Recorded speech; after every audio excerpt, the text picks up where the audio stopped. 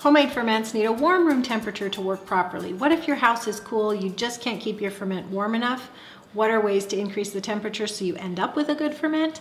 That's what we're talking about on today's Ask Wardee. Visit the show notes for links and the complete transcript at askwardee.tv. Look for episode 144. Today's question comes from Karina S. She's asking about how to keep her ferments warm because her house is pretty cool during the winter. To say thank you for submitting a question that I'm answering on Ask Wardee, Karina, you're getting a free ebook and video package, and so our team will be in touch to give that to you. The first thing to discuss about ferments is what is the right temperature?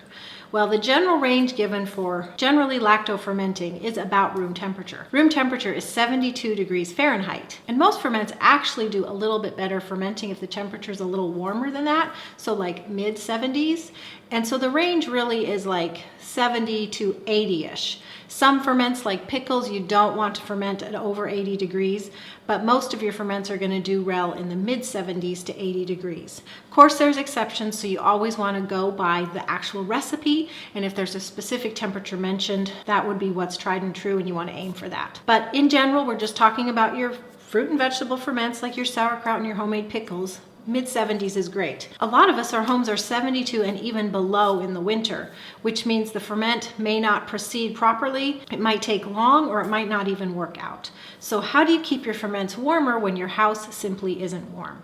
I've got a few tips for you. First, one of the obvious things is to pick up one of these gardening seedling mats. You plug it in and it's just this gentle warm temperature. And so you can put your sauerkraut, your pickles, your kombucha, your homemade ginger beer that you're doing a second ferment, and you can simply put them all out on your seedling mat. There are seedling blocks too, and this will just give them all a gentle warm temperature so they will ferment faster and potentially turn out better. The seedling mat or block also works for larger fermenting vessels, like this is a 2-gallon kombucha continuous brew system, and it doesn't have to go on the stand. It can actually go right on the seedling mat like this when it's fermenting. Or what you can do is if you want to keep it on the stand, which saves a little bit of moving it back and forth when it might be heavy, is you can actually wrap the seedling mat around your ceramic container.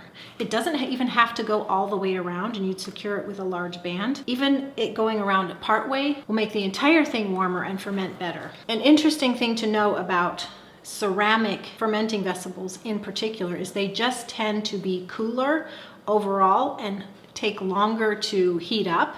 This ceramic wants to stay cool. Now, having said that, once it's warm, it wants to hang on to the heat. If you don't have a seedling mat, you may have a location in your home that acts like a seedling mat. So the top of a refrigerator or another appliance that's running may just be giving off some heat. So a refrigerator or a freezer. So you can put your ferments on top of that, and then they will get that heat. I have a friend who has a rack that she keeps right over a heating vent, and she puts her ferments on that rack, and so then they get the warm air that enters the house. And then you've got towels.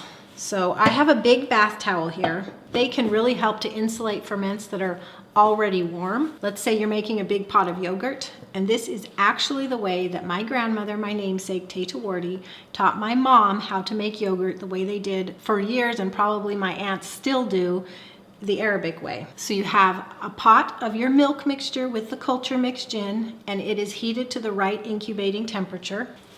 And they would take multiple bath towels. I have one here just for simplicity, but multiple bath towels. You put the pot in the center of the towel, wrap it up, and then they would do 2 or 3 more towels, and this would be left in the warmest location of the kitchen undisturbed for the normal yogurt incubating time of 6 to 8 hours. And so because the mixture was warm and then wrapped in towels, there was sufficient warmth to finish the yogurt within the time frame of the recipe. So bath towels. And in our Cultured Dairy eCourse, we have a recipe for just like the store yogurt that's shared by Katie at Kitchen Stewardship.